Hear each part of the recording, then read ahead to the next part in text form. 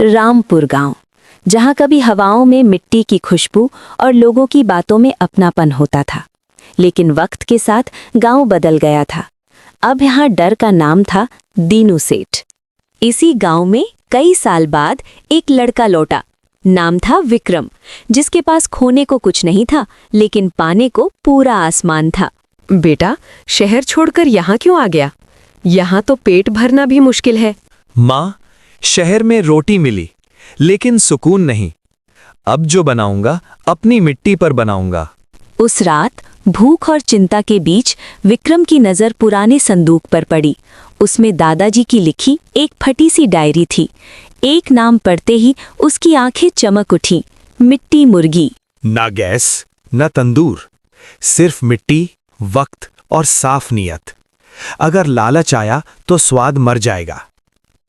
यही मेरा रास्ता है। अगली सुबह विक्रम ने अपने भार के सामने जमीन खोदनी शुरू की। लेकिन जैसे ही मिट्टी हटी, वैसे ही गांव का सबसे बड़ा डर सामने आ गया। ओए शहर के बाबू, धरती खोदकर मांस पकाएगा, गांव को बर्बाद करेगा। सेठ जी ठीक कह रहे हैं, ये अपशकुन है। चुप, ये तरीका पुराना है, इसे मौका मिलेगा। ठीक है, डूबेगा तो अपने ही शौक है। 4 घंटे धीमी आंच, मिट्टी की गोद में पकता एक सपना। जब विक्रम ने मिट्टी की परत तोड़ी तो हवा में वो खुशबू फैल गई जो सालों से रामपुर ने महसूस नहीं की थी। हे राम, ऐसी खुशबू तो बचपन में आई थी।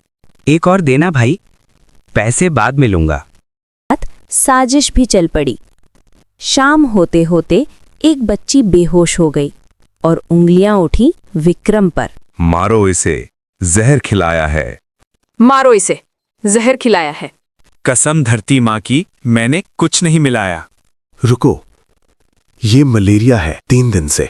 मुझे माफ कर दो, सेठ ने मजबूर किया था। तीनों की चाल नाकाम हो गई, लेकिन आखिरी परीक्षा अभी बाकी थी। शहर से एक आदमी आया, हाथ में मोटा चेक। रेसिपी दे दो, हम इसे ब्रांड बनाएंगे। जिस खाने में गांव की आत्मा हो, वो सौदे में नहीं बिकता। याद रखना, गरीब का स्वाभिमान सबसे सस्ता होता है और सबसे भारी भी। उस दिन के बाद रामपुर ने फिर से सांस ली। दीनू सेठ हार गया, लालच हार गया और जीत गई ईमानदारी की आंच पर पकी मिट्टी की खुशबू।